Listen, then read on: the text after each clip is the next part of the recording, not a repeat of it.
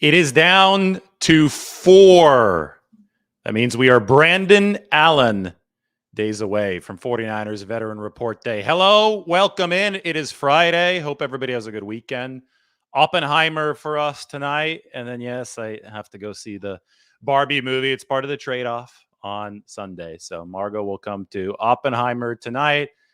And we got to do Barbie on Sunday. And then the 49ers get started on Tuesday. 4 days away. That's why I want to talk about Brandon Allen, who also happens to be QB4, but he's not your typical QB4 for one simple reason.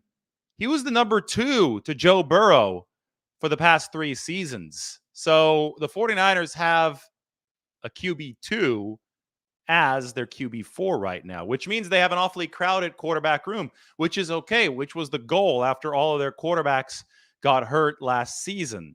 So they wanted to really stock that room, and they do have a stocked room. Brock Purdy at the top of it, but obviously we're still waiting on the injury update. We'll see whether or not he begins training camp on PUP. We've long expected that he'd bring in training camp on PUP. The 49ers would be able to remove him on any day on which he's 100% cleared, but maybe they'll surprise us. Maybe he won't start training camp on PUP. Then it'd be a really, really crowded situation. You also have Trey Lance, the 2021 number 3 overall pick. You also have Sam Darnold, the 2018 number 3 overall pick. And then you have the guy up on your screen, Brandon Allen, not your standard QB4, because he was the number 2 behind Burrow for 3 years. Those of you not all too familiar with Brandon Allen, he's got a lot of familiarity in a Kyle Shanahan-like system.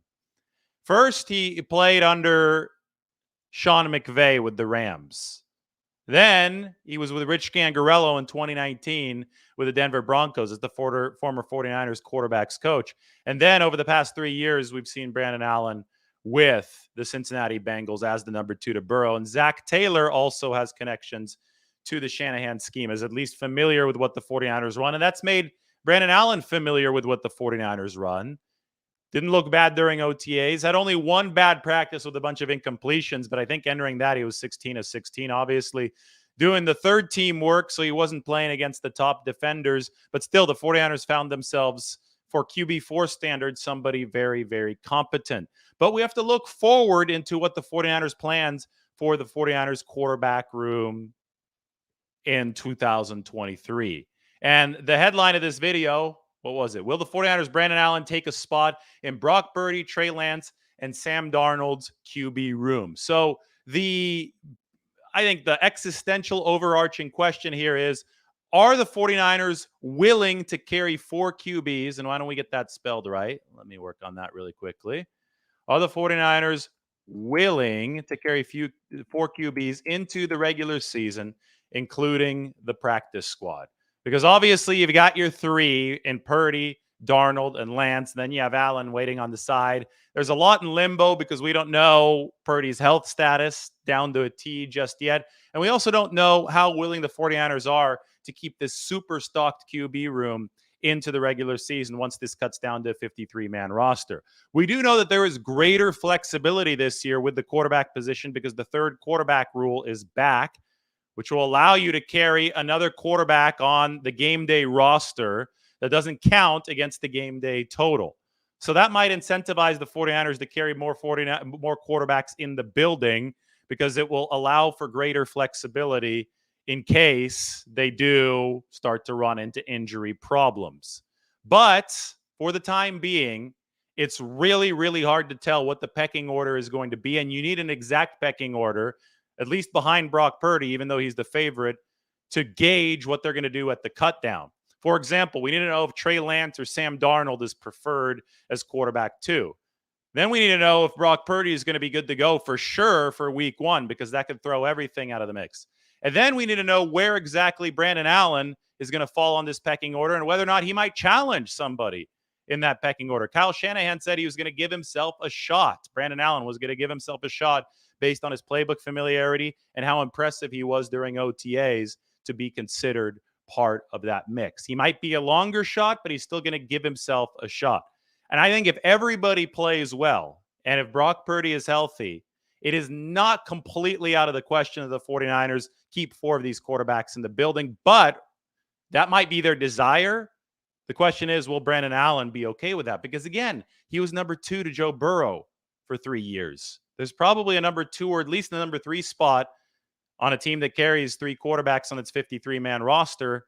I know that's not as common anymore, but this year with the third quarterback rule, there's going to be more chances to play for a third quarterback. Brandon Allen has been in a higher position than he currently is on the 49ers pecking order. So if it turns out that he's QB4 after all of this offseason mess and this dust settles, will he be willing to take a spot on the 49ers practice squad? Because they sure as hell aren't taking 4 quarterbacks on the 53-man roster. So let's let the dust settle, because I think right now this is just another option power addition for the 49ers. They've got an option power addition, even a kicker, right? They've got Zane Gonzalez on top of Jake Moody. You might be able to flip Zane Gonzalez for a draft pick later on. You look at other position groups for the 49ers, they should have some option power at receiver. It's going to be a crowded room at cut down day. The offensive and defensive lines of a lot of players obviously have questions on the exterior, but the guard position at offensive line is stacked. The tackle position on the defensive line is stacked. Linebacker is brimming with talent, young talent for the 49ers. They might have some option power at that cut down day. Quarterback, it could be another situation where that's the case. I hate talking about potential trades prematurely because, again, we don't have the data points to know where these guys are going to be. Trey Lance has refined his release, has totally changed his release with Jeff Christensen. There's talk he's going to look like a new quarterback in training camp. We got a little bit of a glimpse of it during OTAs, but the pads weren't on yet. We didn't have formal competition. So you've got to let that variable settle itself, right? You got to let Trey Lance show the improvement that he might have made over the offseason, because Lance has so little experience. There's so much moldable clay there. There's so much room for improvement. You've got to give him a chance to show it. So let's see what Trey Lance showcases this training camp. Let's see what Sam Darnold looks like in the context of the 49ers system. And by extension, let's see what Brandon Allen looks like.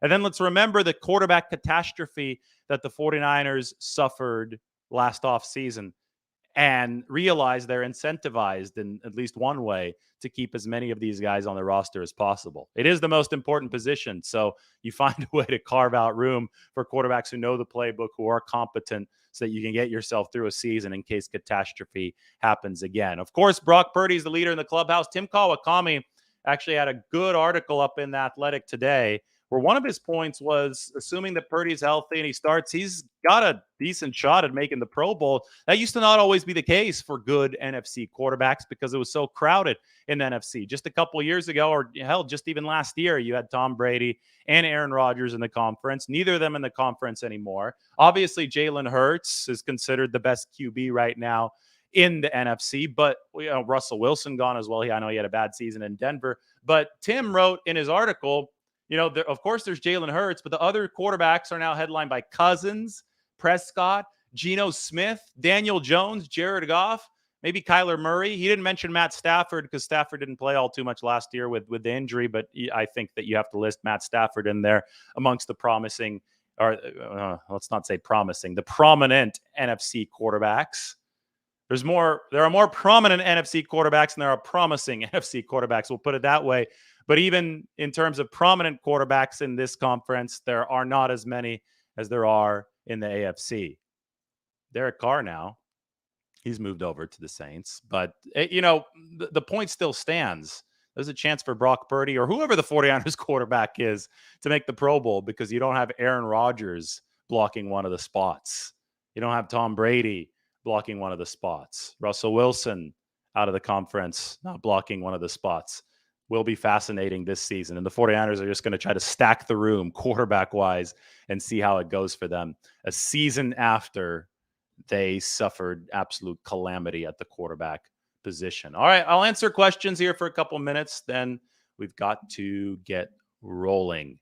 How's everybody doing on Friday? Everybody have a good weekend lined up? I hope so. It's the last weekend before football. I know that not football regular season, but at least the last weekend before 49ers training camp. And those of you who watch here on July 21st, you're the type that consumes football coverage probably close to 365 days a year. Mike points out that Brock Purdy had almost as many touchdowns as Daniel Jones in a quarter of the games last season. That's a good one. I'll have to look up both numbers. It's funny. Let's look this up. Brock Purdy 2022 stats and Daniel Jones 2022 stats. So Jones had 15 touchdowns last year. Yeah. All right. Purdy had 13. And Purdy was playing, what, 8, 9 games last year? Daniel Jones was playing the whole season. Add on the playoffs. Brock Purdy had a few. Brock Purdy probably passed him if you include the postseason, right? Where was Brock Purdy in the postseason? Let's go to Pro Football Reference. And where Daniel Jones had that win against the Minnesota Vikings, but then it all went to hell against the Philadelphia Eagles. In the postseason last year, Purdy threw 3 touchdown passes. Daniel Jones in the postseason last year threw, almost got it, 2. So Purdy had 13 plus 3 is 16. Daniel Jones, 15 plus 2, 17. So 1 fewer touchdown pass for Brock Purdy than Daniel Jones in way more games. And we know touchdown passes are important when it comes to Pro Bowl, MVP, all the award circuit type of stuff.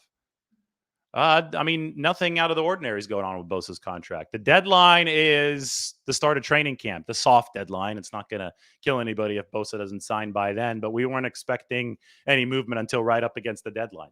If the deadline spurs action, you got to get up to the deadline for it to actually spur action. It's still Friday the 21st. It's not report day the 24th or the first day of camp the 25th. So give it a few more days. I think Deebo Samuel was a couple days after camp started last year. So the deadline spurred action, but you got to give the deadline a chance to do that.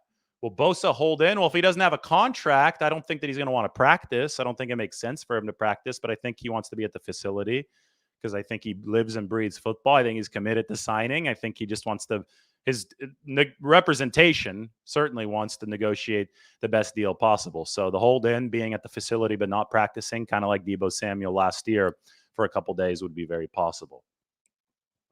Mike thinks that the Giants extending Daniel Jones was insane. Any questions about the 49ers quarterback situation? Here's one. Do they need a number 4 quarterback who knows the playbook in case of a big emergency? Well, last year they did.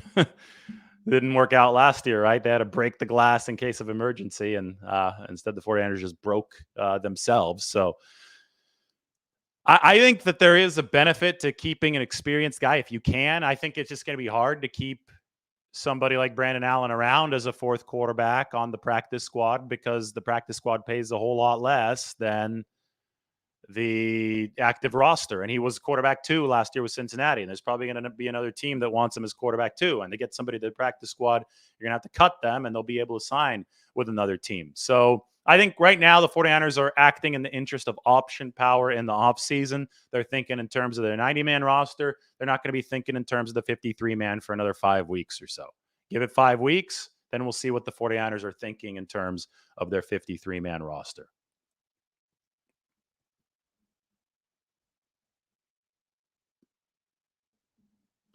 They can afford to keep all 4. They have all 4 under contract right now, and they're under the cap, right? They've got $10 million in cap room. You want to carry over as much room as possible into 2024 because that's when it gets really crowded. And then it's a matter of, can you afford to keep all 4, not in monetary sense, but in opportunity cost sense of the 53-man roster of the practice squad? Or can you lure all 4 to stay in the case of Brandon Allen, potentially having to go to the practice squad? That to me is the harder question. But that's not a question that we need to answer right now. It's a question we can ask to set the table for training camp because we are Brandon Allen days away. CL, can't wait for football again. This is the good summary of what's going on. The 49ers have gathered players that other teams might want later in the preseason. Exactly. And if you, by extension, if other teams might want them, you might want them too. There's nothing wrong with having more good players, especially at the most important position. So Brandon Allen might not be your typical QB4 because he was the number 2 last year to Burrow, but he can be valuable either for another team or for you. Probably more likely for another team at this point, but who knows what's going to happen between now and cut down day. Mike points out the 49ers are 1 injury away from Brandon Allen making the 53. So keep your options open. Option power. That's what I always talk about in terms of the 49ers. All right, everybody, thank you for joining. It's been a fun little morning show. We're almost at 40K, so be sure to hit that subscribe button. I think we're about 100 away. Hit the sub button as we move our way toward 40,000. The goal has been to get there right before the start of the training camp, not the regular season. Hopefully, hopefully we're at 50K by the time that we hit the regular season. That'd be awesome through training camp. But 40K by report day, and we are Brandon Allen days away, 4 days away from 49ers report day. There he is, number 4. Everybody take care. Have a great Friday. We'll talk to you really soon.